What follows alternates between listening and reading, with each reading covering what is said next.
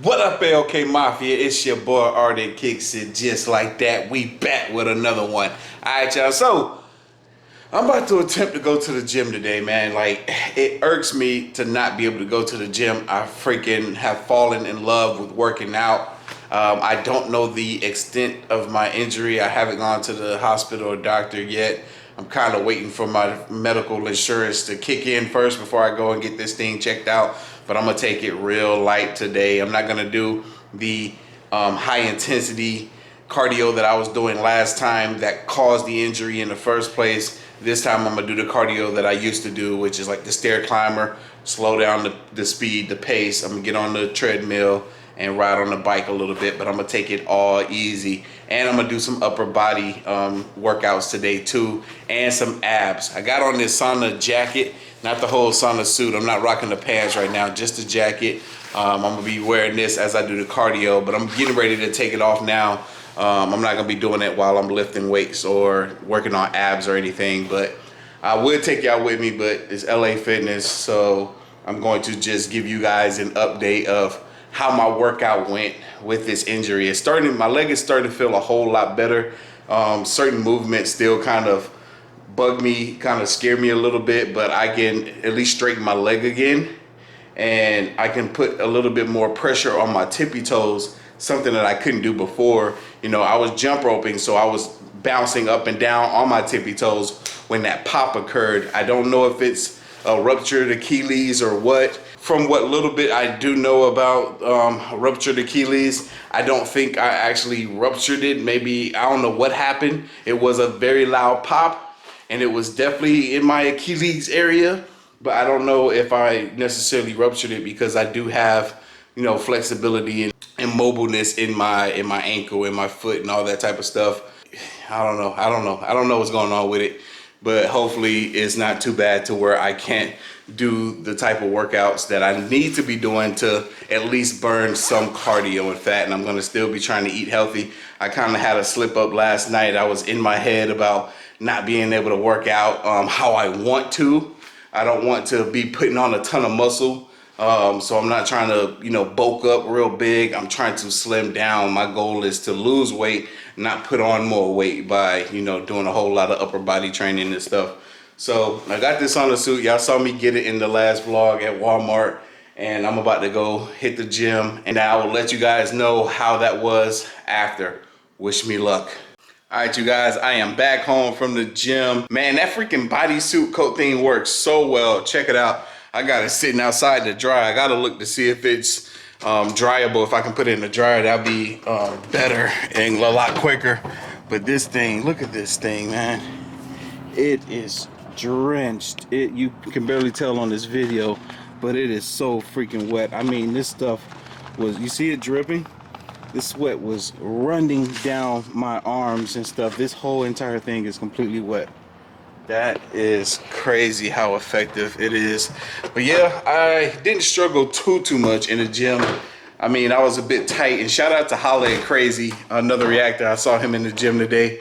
But yeah, so it was a little bit of a struggle. I couldn't really, I didn't have the movability that I wanted to. Right now, I'm about to get ready to head up to this acai bowl spot. Travis hit me up. He wants to go grab an acai bowl. We haven't had it in a while. So I'm about to go there with him, and I'm gonna bring you guys along with me. But I wanna change out of some of these clothes that I sweated in, at least the pants and whatnot. But y'all, when I get back home, I'm gonna do a freaking reaction. Y'all know that dude that went from fit to fat to fit, back to fat to fit again? Man, he done posted his 3-week progression video because he started a little bit later than we did on this journey. Dude, this dude is already starting to get his 6-pack back after 3 weeks. What the heck is he doing? I should have went on his website and did his whole freaking workout plan, meal plan, or whatever the heck it is. I don't freaking know. But there are some YouTubers, some other content creators that have these little 25-day challenge and all this type of stuff that I want us to join in on. We're gonna try that in the start of February, so y'all be on the lookout for that. There's some videos and stuff that I've been hearing about for months. I've been seeing people results after doing these little 25-day, 30-day challenges, and they have been having exponential results from doing those workouts. And we're gonna do that and combine that with ketos. So if y'all want to join me on that journey starting in February, comment down below. Let's do it. And I want y'all to measure your progression. So weigh yourself at the beginning of February, weigh yourself at the end of February, and see where your difference lies. But you should be weighing yourself at least once a week. I'm about to change clothes, go hit up, well, let me hit up Travis right now. Let me hit him up, see if he's gonna pick me up or if we're gonna meet over there.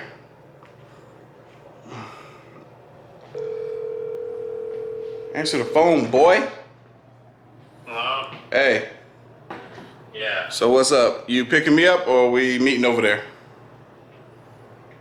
I'm trying to think if I should do grocery shopping after or when I go to town a little later.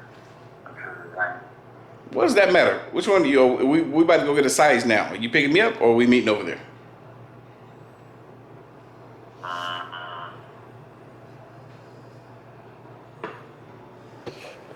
I guess we can, I can pick you up. I guess I can do my grocery shopping after the gym. All right. Well, come on through. I'm about to change right now. No. All right. Look at this fool. So inconsiderate. I can't stand this guy. Look, parking in the handicap spot. Just a piece of dookie this one is, I swear. Why are you parking in the handicap spot, you idiot? What? Why are you parking in the handicap spot? We just pulled up to the acai bowl place, and I always end up spending more than I should here because now they got these little soups that are so freaking good. This is a cheapy, I believe it's called, and they're good and healthy and just delicious in all kinds of ways. Oh, it smells so freaking good. God, nice and steamy. Waiting for my acai bowl to get here, and I might eat this later on for lunch. You know, you don't really use your legs, you use your upper body, you know, your arm to swing. Yeah, I know, but the momentum you get from your legs.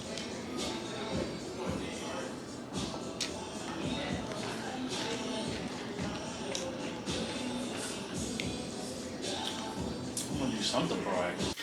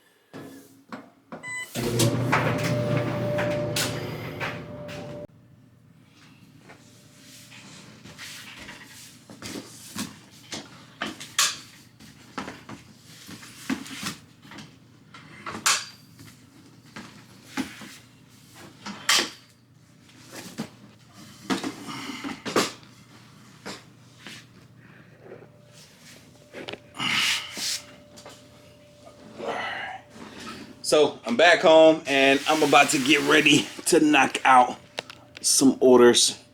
Today's Saturday. Hold on. Let me adjust this angle.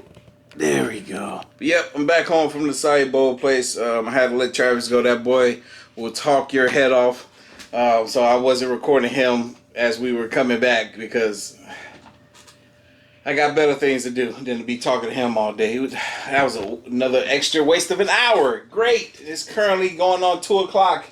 And I haven't made any content yet. I'm taking tomorrow off for making content. Y'all let me know down in the comment section if y'all want to see a day in the life or like a day off type of video from your boy.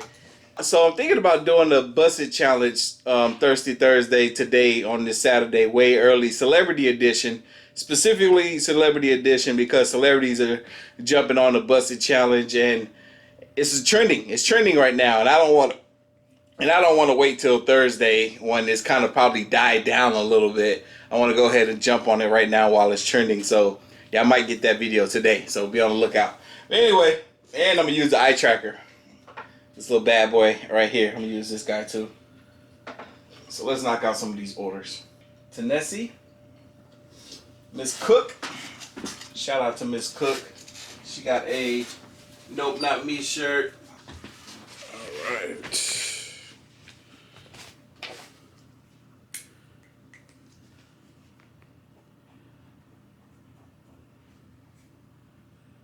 Usually I have a podcast plan while I'm doing these orders, so let me get one going. To kind of The name of this one is This Is Why You Can't Find Love. Interesting. Reprogramming your mind for love today. Okay, let's check this out. Dude, I react every day. But the fundamental question is, it's not about the money, it's not about the sex, it's not about the weight, it's not about the diet. This is something else. If you want love in your life and your future, then you better take care of... I think you guys agree. The School of Greatness. Yeah. Please welcome. Is there a way to transform your energetic field and to transform your mindset to start attracting a romantic partner that's the right fit for you? Yeah. If you don't know who Joe Dispenza is, find out. Not only will he blow your mind, but he will change your mind too. I learned so much from this man. Person of my dreams that I want in my life. And I always say, take out a piece of paper, write down everything you want in that person, and then become it. That's it. Because... Did you hear that? Gosh!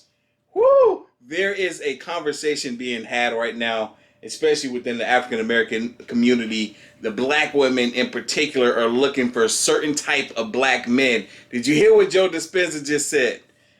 Take a piece of paper, write down all the qualities and traits that you're looking for in a spouse, in a partner, and become those things. Woo! I couldn't agree more. Become what it is that you seek. That was one of the lessons that I learned when I first started my journey of self-development. I was like, if I want to find this type of woman, I need to first become that type of person. You know what I'm saying? If I want the dependability, the accountability, the loyalty, the intimacy, the good health, the good spirit, all that stuff, the financial stability, all that stuff. If I want a woman to have those things, I need to first have them. Love it, Joe. So many people have so many interesting definitions about what they think love is, right? And so some people have it in terms of need.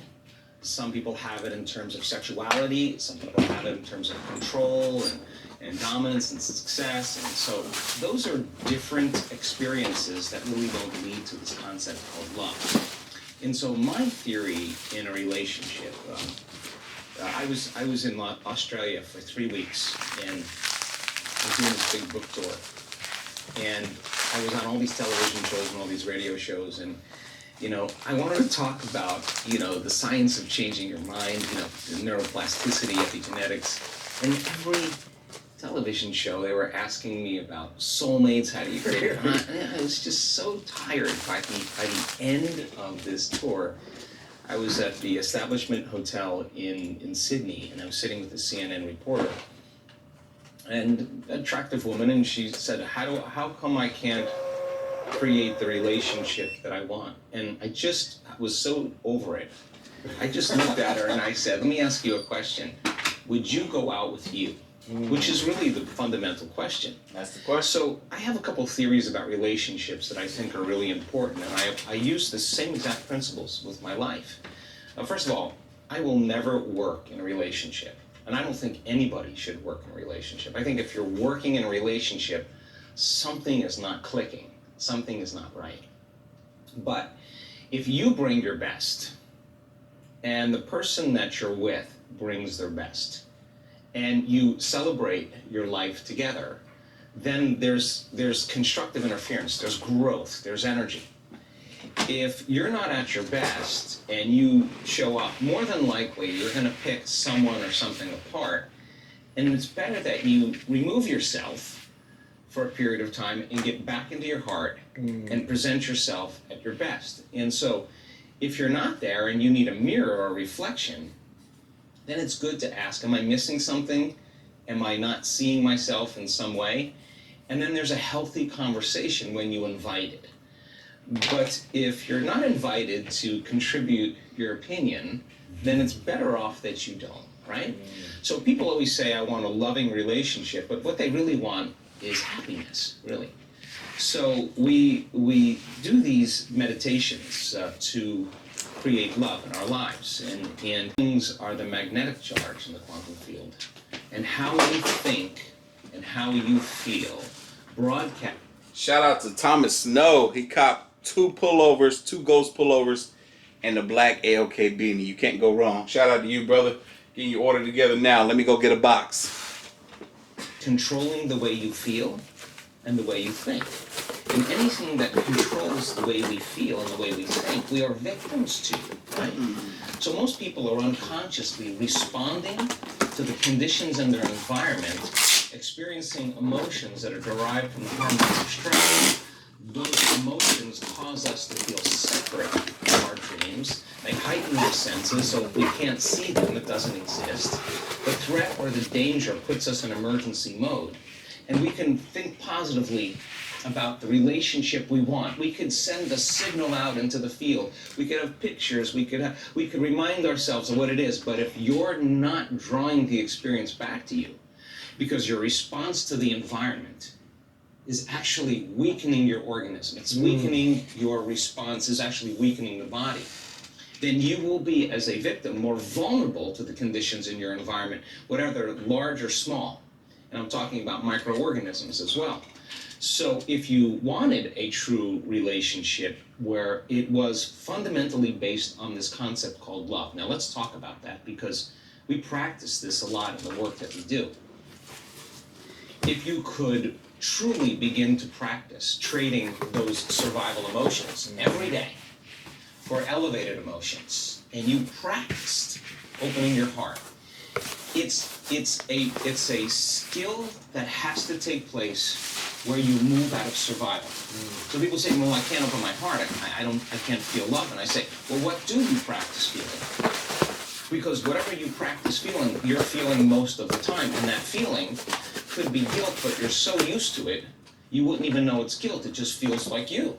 Are most people practicing a feeling, or are they just reacting to how they feel? Well, they're reacting to their external environment, or they're reacting to some stray thought in their mind, and every thought produces a chemical. So if they have an unhappy thought, they feel unhappy. If they have a judgmental thought, it produces chemicals that makes you feel polarized, right? So How much does one thought change your chemical body? oh, that's an interesting question. So let's put this on hold Okay, here. yes. So the stronger the emotions that we feel from the problems and conditions in our life, the more altered we feel inside of us, the more we pay attention to what's causing it outside of us. So if you have an event in your life, an experience in your life that has a strong emotional charge to it, and you don't feel like your normal self, you feel this alarm system switch on. You're going to narrow your focus on the cause, and the brain's going to take a snapshot, and that's called a long-term memory, right? So then what people don't know is that every time they think about that event, they're producing the same chemistry in their brain and body as if the event was occurring. In that moment. In that moment. So the highly charged event is actually producing the emotion, and the body is so objective that it doesn't know the difference between the real experience that's creating the emotion and the emotion that the person is fabricating by thought alone. The body's believing. It's so objective, it's believing it's in the same environmental experience. That's crazy. I have understood that for years, that if you can be in an emotional state and believe the lie that you're telling yourself because of the chemical effect that it's having on you. It believes that the event and the story are one and the same. It's crazy. It's crazy how we F ourselves. I'm reading a book right now currently. It's called How to Un-F Yourself. Shout out to Rodney. He copped a medium Ghost to Real pullover. Thank you, brother. Emotional events. Some people think of their ex, and the thought of that person Makes them sick. makes them feel out of balance. So One image, one thought in their mind makes them feel out of balance. all you need is an image and an emotion. thought and a feeling, a stimulus and a response, and you're conditioning your body emotionally into the past. So now, the memories, and this is just not in the brain now, it's in the body, okay? So now, that thought of that person is actually creating a response in the body that's consuming the body's energy for growth and repair, consuming the body's energy to create, because in survival, it's not a time to create. In survival, it's time to run, fight, and hide. So the problem is that it becomes a subconscious program. It's no longer a conscious process. It now is a subconscious process. So now the body has been conditioned into resentment, into unhappiness, into fear, anxiety, whatever it is. And so this is back to our concept of bringing love into your life. This has me thinking about the date that I went on not too long ago with the young lady that I told y'all about. This, as he speaks, I see some of the things in her that he is talking about, with all the hate, all the resentment that they have, which makes it difficult for them to love, you know, and it makes it difficult for them to find love too, because if you have all this insane amount of baggage, I mean, what person in their right mind is going to want to be with that, you know, is going to want to deal with you? It's not fair to them. It's not fair to you.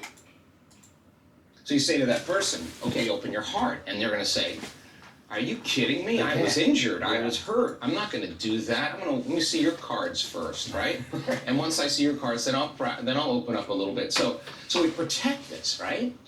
So now in that state of survival, the research shows that the long-term effects of those stress hormones are pushing the genetic buttons that are creating disease. The body can't live in emergency mode for that period of time. So in a sense, the person is making themselves sick by thought alone.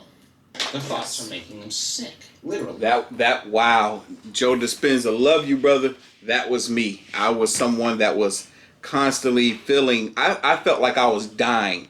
And I would tell people that I felt like I was dying throughout most of my 20s. And I felt like it had something to do with from genetic diseases, you know, like diabetes, this, that, and the fourth. I felt like it was, you know, my depression. I felt like it was my anxiety and panic attacks. I literally felt like I was dying throughout most of my 20s. And I learned later on in life that it was my thought. My thought process was sick. So it was in turn making my body feel the same way. Which you can do that. You can do that. It's crazy, but you can. Shout out to Jennifer. She copped one of the last 3XL Ghost of Real pullovers. So the problem is now the body is conditioned into the past, and it's the mind. Yep. And once the body is the mind? The body becomes the mind emotionally. So now all of this energy is stored in the body, and now the person now has to leave their unhappiness and step out into the unknown. They have to get out of the familiar feelings that has defined them. That's exactly right. That's exactly right. Wow. I was someone that was so stuck in the past, and the past was the body reflecting on the ideas that were coming from the mind. That's why I felt so sick all the time. And that's why I felt like I was dying. And that's why my panic attack, if you ever had severe panic attacks, they literally feel like your life is being taken from you, and it's being unexplained. It's like, what's happening to me? Why is this happening? And what do I do about it? You have to just let it pass. And gosh, what he's saying makes so much sense. I had to step out of my comfort zone in order for that feeling to start to dissipate. So they'll say, I can't really feel joy. I can't really feel love. And what they're was really me. saying is, I've been conditioning my body emotionally so much into the past that I can't feel anything else other than what I know.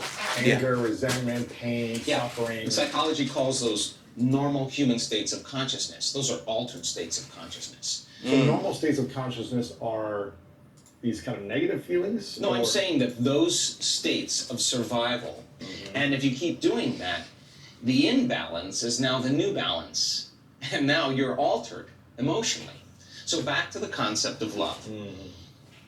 So the person can theoretically, intellectually, philosophically say, oh, I want this type of person, she's got to be this way, he's got to look this way, he's got to be like this. And they're basically saying, I want something that represents all the things that I no longer want, right? And so they're creating with their brain and mind, which is perfect. The problem is that if you can't feel the emotion of your future, your manifestation of love before it's made manifest. Yes. Like people say, well, when my relationship happens, I find Mr. Right, then I'm going to feel love. Like, waiting. Ah, yes. Yes. People think that once they find the right one, then they will experience love. No, you experience love. You experience the love before you even get into the relationship with the individual. That is correct. I know it's hard to, conceptualize that concept, but I'm a living example. I feel the love already that I feel that I need and deserve. You know what I mean? She's out there. I have to find her, type of thing. Woo! Deep. Joe Dispenza, deep, boy. Shout out to Graham. He copped one of the last of the medium AOK pullovers, autographed it for him. These are probably my favorite out of all the pullovers. And for whatever reason, they're the least amount that I ordered. But yeah, y'all, I don't really want to be having all this stock on hand anymore like this again. So this is the last of the merchandise, probably for the year. I still have some stuff on the way, but that stuff right there is going to be different than what we already have, except for the Karen shirts. And that's really going to be the last of it. I'm not doing any more merchandise this year, period. For the outer environment to change, to take away this feeling of anger, resentment, emptiness. But they forgot that they create reality. In other words, can you teach your body emotionally what the future will feel like before it's made manifest? That means you can't wait for your relationship to feel love. You have to reverse that battleship and understand feeling love is going to be the magnet. And if you can hold the vision of your future, a clear intention, with a coherent brain, organize signals into the field, and you could actually crack this thing open and practice getting so present in the moment that you're not anticipating the next moment or trying to predict the future. And you're no longer romancing the emotions of your past. You can find that sweet spot of the generous present moment. Yes. The familiar past is the known emotionally. The predictable future is the habituation of autopilot, being unconscious, and programs. Those are both knowns. There's only one place where the unknown exists. That's the present moment. So if you could work with your body. Interesting. I've never heard that before. The known is both the past and the future, where the unknown exists is in the present. Whoo! That's an interesting idea, because if I remember correctly, learning from Bob Proctor, he was like, the known is the past because we've experienced it already, but the unknown is the future because it has yet to happen, which is why it's so much easier for us to dwell on the past than it is for us to focus on a brighter future, because we can tell the story of the past. We can't tell the story of the future, but he said that the future is predictable. He says you just kind of have to live in the moment and go with the flow, and obviously have some sort of direction or idea with where you want to go with life. And you can and obviously with good character and morals and values and integrity, you can kind of mold the future that you want for yourself, and even the relationships that you want for yourself. It makes sense. If he's saying love yourself first, understand your true love for yourself, then it'll make it easier for you to love someone else and to be loved by someone else. That makes sense. To the point that it trusts you enough to feel so safe that you have conquered it in a certain way that it could actually relax into the present moment. And shout out to Steven for the extra large Ghost of Real. Now I think I'm actually running almost out of the extra large in the Ghost of Real. There might be one left. It depends on what this last order, depends on what they ordered. It's not worrying about what's going to happen next or what's going on around you, or that you need to eat, you need to pee, you need to move. You got. You know what's funny though? You know what's really, really interesting? when it comes to this whole idea of love and stuff. I remember the host of this show, Lewis Howes. When I first came across him, he was dating this woman. She was like really athletic. She was into gymnastics, this, that, and the fourth. And their relationship wasn't as good as you might have thought it was. And you know, he talked about it and stuff on his show. Talked about how that ended. Talked about how he was unhappy in that relationship. And then he talked about his current relationship, which is the chick that broke the internet with her amazing body, the Spanish chick, the Mexican news anchor, the weather anchor or whatever from Mexico. He's dating her. He's with her, and he said it was almost instant that they knew that they wanted to be together. They had been talking on the phone for a while or whatever, FaceTiming almost every single night, and then when they met up in person, it was like magic or something like that. So it's interesting when you come across that person that you know you're meant to be with or supposed to be with or really, really want, and how quick that connection happens. It's something I've never experienced, so it's a mind-blowing idea to me. From my experience when it comes to dating, everything happens extremely slow. So when I hear people talk about making out or hooking up within the first date or first 2 or 3 dates, is like mind-blowing to me. I've never had that happen in that way. In Georgia, like from my experience, it is extremely slow. It's like you go on 5-6 dates, you like with it over the span of 2 months before you even get a kiss type of thing. It's like extremely, extremely slow, and that might be because those connections aren't really there. Got beyond all your drives and you're ready to create. That moment where you're present, if you could begin to work with your heart and start to breathe and start to practice feeling love. In the beginning, it would feel foolish or gratitude. Why would I feel love if it hasn't happened? Well, that's because you've been hypnotized into waiting for your world to change to feel the emotion from the experience. Wow. But according to the quantum model, your emotion ahead of the experience, when you combine that clear intention with the elevated emotion, and you feel love, your body's so objective that it's actually believing it's living in that future in the present moment. And your body now is beginning to change. You are beginning to change your biology to reflect what you're about to experience in your future. There you have it. There you have it. And that right there is the answer to the question, how do I begin to feel successful? How do I begin to feel wealthy? Or how do I begin to feel successful, wealthy, or rich now when my bank account doesn't reflect that? When my pockets doesn't reflect that? When my kids are at home hungry because I can't provide enough for them? How do I begin to feel that now? And he just went into explaining how you get to that state, and once you're there, how your body and your whole makeup starts to change so that it can put itself in the position to obtain those things.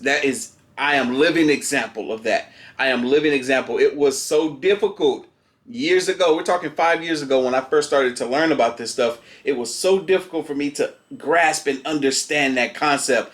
I am broke now. How do I go from being broke to successful? But I first have to feel successful in order to become successful. How does that work? And one thing I learned is practicing gratitude. That was one of the biggest points of it all, was being grateful for what little I already do have. Y'all, this is powerful. This is why I consume this stuff on a regular basis, so that I will never forget it. Never forget. So the stronger the love you feel, the more altered you feel inside of you, the more you're going to pay attention to that picture in your mind. Stimulus, response, memory, emotion, thought, and feeling. But now you're remembering your future instead of remembering your past. And biologically, it's actually the same. Remembering your future as opposed to remembering your past? Right, it's the same thing biologically. The So- body experiences it the same way by thinking and imagining something that hasn't happened yet, but it will happen. Okay, well- and imagining something vividly. Oh my God! Brains trick ourselves Oh! into happening. Oh my God! I've never heard anybody say that. But it makes perfect freaking sense. It makes perfect freaking sense. That is mind-blowing. Because that's exactly what I have been experiencing in the past maybe 2 years now. Like, oh my God. Y'all, I have a vision board.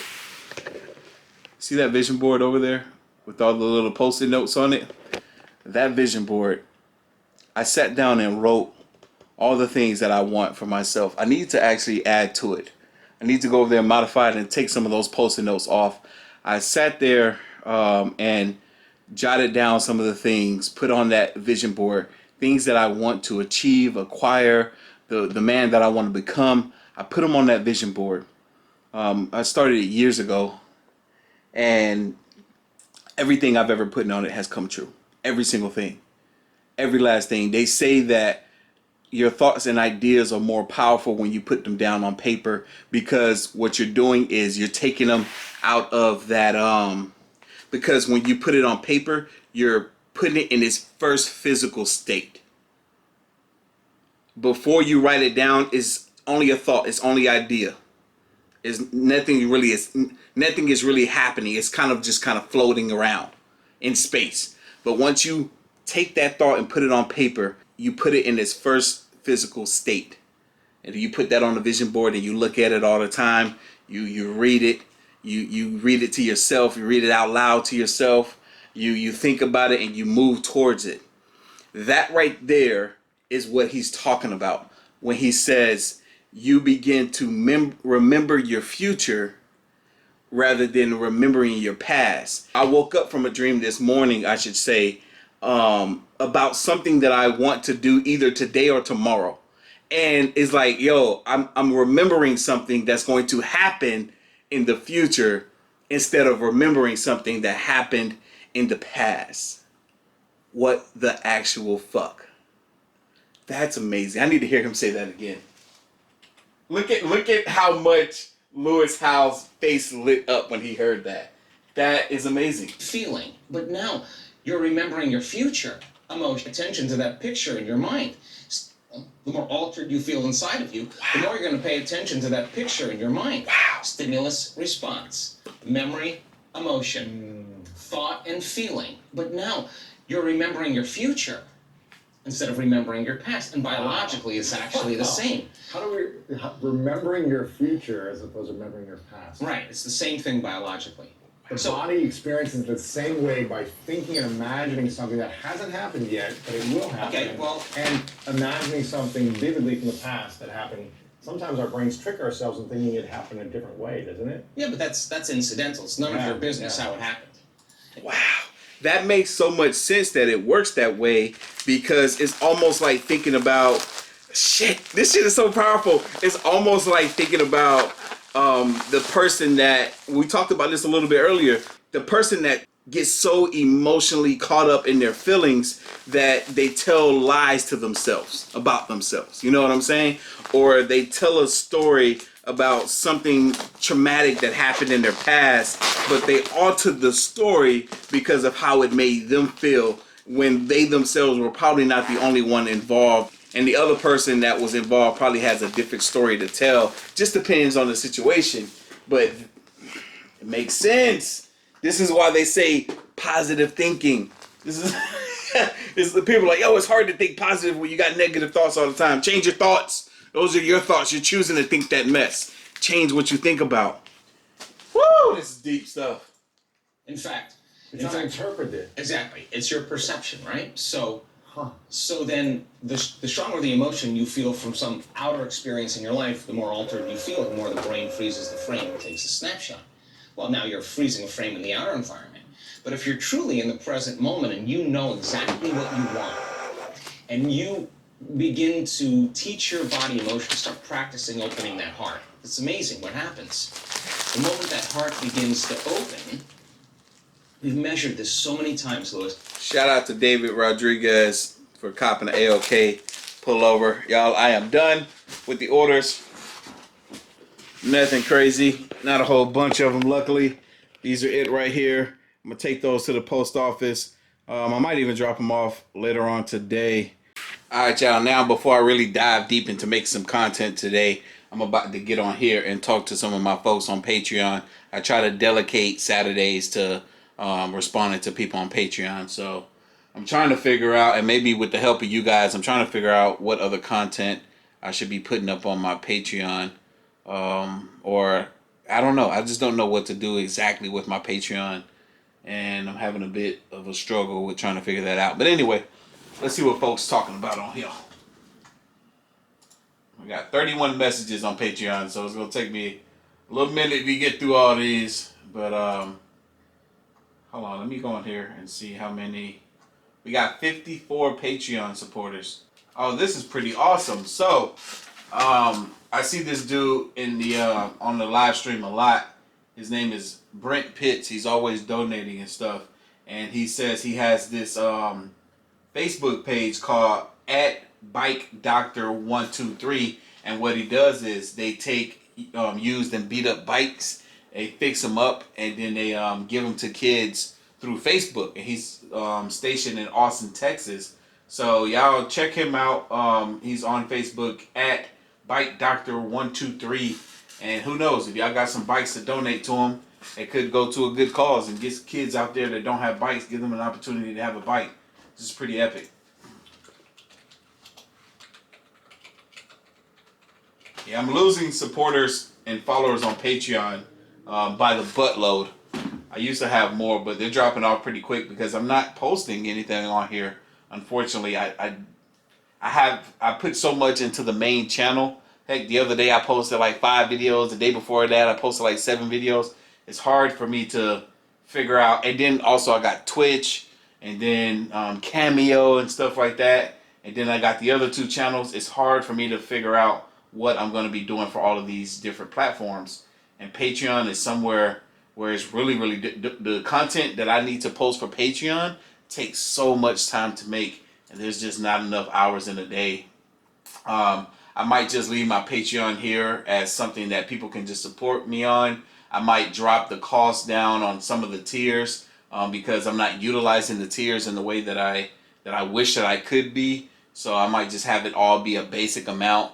So even if any of you guys do sign up for Patreon, just sign up for the lowest tier if you just want to support your boy. I think it's like $2 a month just to support the channel and whatnot.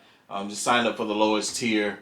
And yeah, because I can't do a whole lot. And that's something I noticed, and that's something I've been noticing people do as well, is they'll kind of just drop that tier down. They'll drop that tier down to the lowest amount. John says, hey man, I just wanted to say first off, I've loved your reactions. You were one of the first channels I subscribed to, and your videos have actually helped me get through a lot and seeing that I was stuck at home on SSD is really a shame.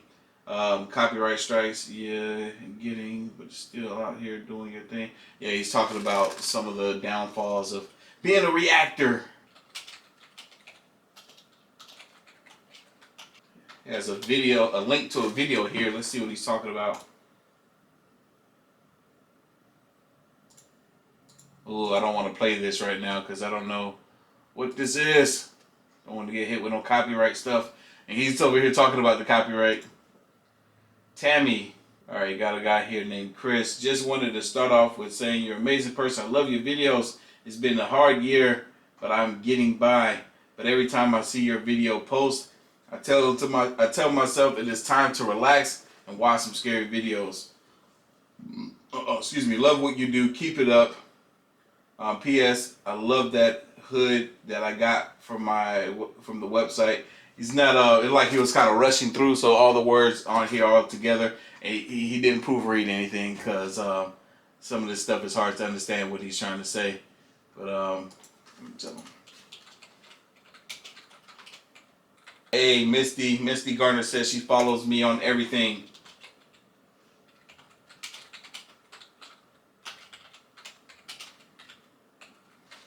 Y'all, it be so hard to respond. Y'all see how long this is taking me to get through 30 messages? Can y'all imagine how many I get on social media? I literally get probably 100 a day on Instagram, and probably I don't know how many I get on YouTube. It's like 100,000 a month on YouTube. It's something crazy. But yeah. Anyway, I'm about to let y'all go. It's been great. I got to get back to these messages, but I will talk to you guys in the next one. See ya.